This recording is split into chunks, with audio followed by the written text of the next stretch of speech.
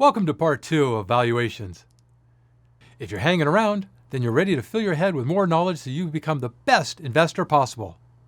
Let's talk more about valuations. In the first segment, we spoke in broad terms, with some examples of what people value and why. Now in this section, let's get more into the details of making an investment and valuing. My next goal is to share some knowledge on simplified terms for valuing real estate, stocks, bonds, private investments, equity, and personal loans. So let's get going and make it simple.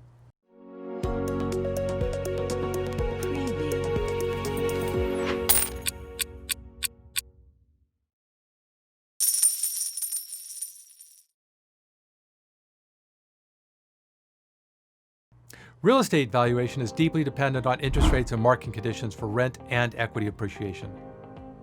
The types of real estate investors are vast, but here are a few examples. Investor A, well, they like to buy homes in need of some attention for maintenance or improvement, and they're willing to do the work and spend the capital necessary for getting that house show ready.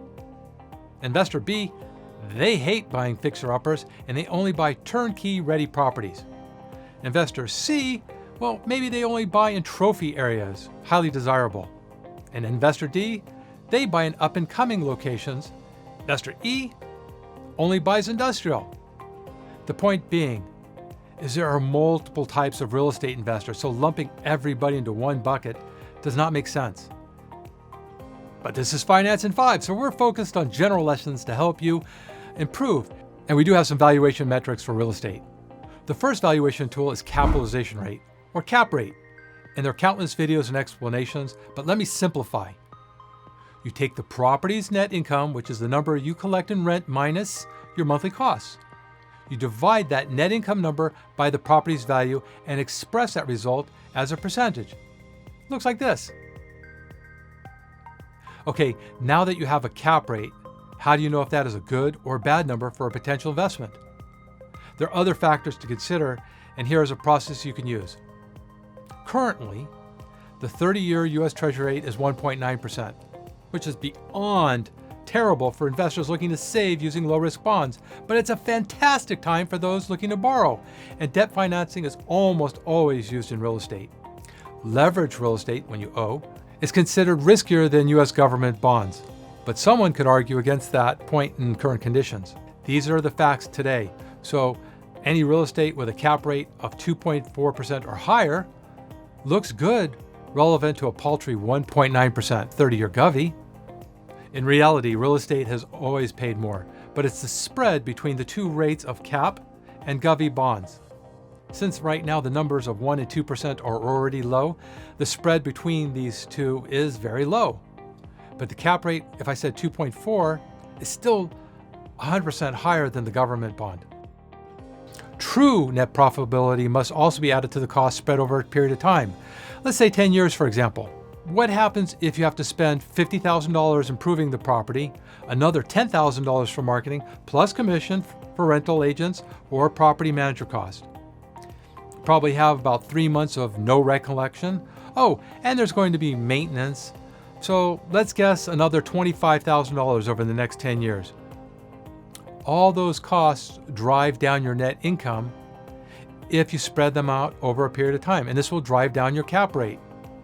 And that bargain may be no longer a bargain, and all you have is a liquid headache. Wait, then why is real estate a great investment? Here's a few reasons. Rents often increase, which makes them a great hedge against inflation. Probably every 1 or 2 years you increase by 3%.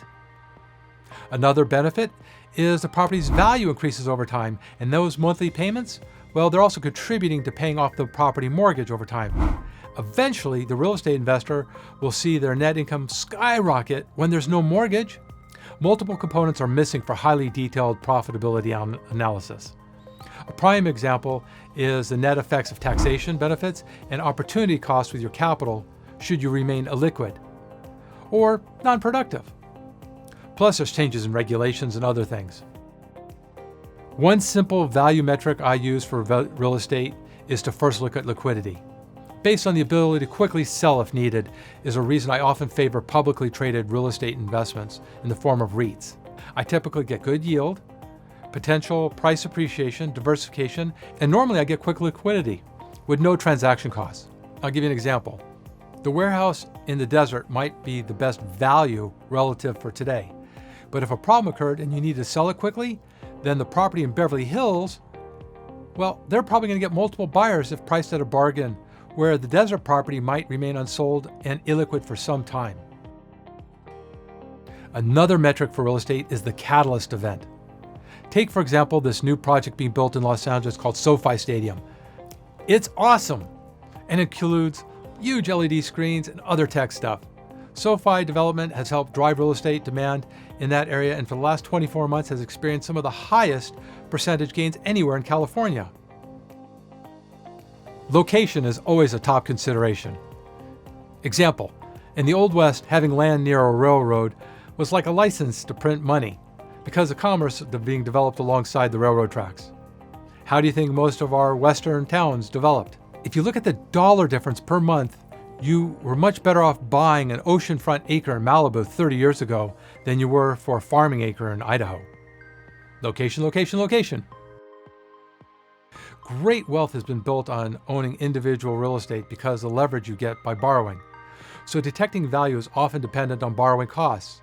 You must understand the benefits and risks involved in leverage because when it works, it's incredible. And when it doesn't, it can be devastating. Here's an example how using leverage and low borrowing costs can dramatically increase your net return and thus a different way of valuing if that real estate investment is right for you. Hey, let's do the math together so we can find out what potential profits there are in real estate. To better help us, I'm going to turn it over to the man who created this custom spreadsheet, Adam Myers, my partner, back in the studio. Thanks, Ian. I'm looking forward to sharing this with our viewers. Our scenario for this real estate profitability analysis looks like this. An investor purchases a single-family home for $500,000. A 20% down payment equals $100,000. We'll assume a 3% real estate appreciation.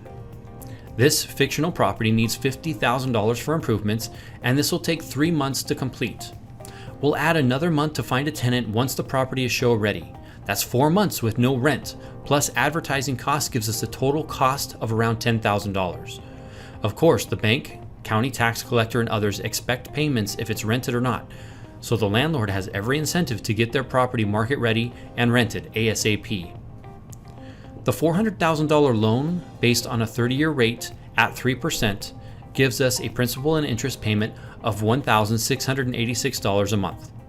Private mortgage insurance, or PMI, is a type of insurance for conventional loans and is often required when homebuyers put down less than 20% of the home's purchase price. Since this example shows a 20% down payment, no PMI is illustrated. This investor is in Los Angeles, where the property tax is 1.35%. That's $562 a month. We'll have various insurances for earthquake, fire, flood, and umbrella. Assume $165 a month.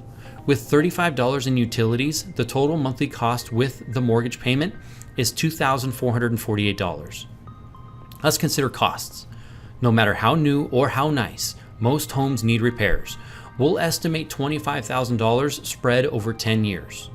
Now let's look at income. Assume 3% annual increase of the $3,000 rent. Based on what we have so far, this fictional landlord would be receiving positive cash flow because the income is higher than the expenses. So let's now analyze the potential for profits and how to value. Let's look at property appreciation. Upgrading typically increases the value of property, so let's assume the $50,000 for improvements equaled a $100,000 in property appreciation. So now a $600,000 starting value compounding at 3% gets us a future value of $809,275.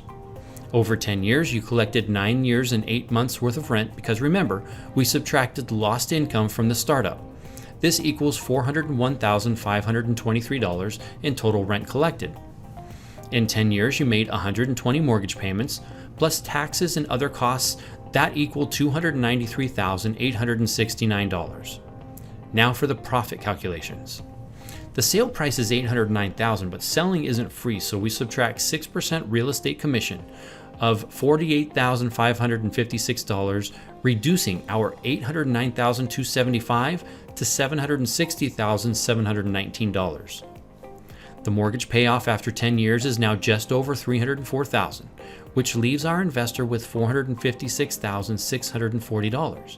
And if we include the rent collected of $401,523, we have a total of $858,164 of adjusted gross profit.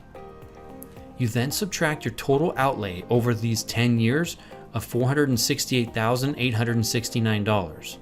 The net profit then equals $389,294.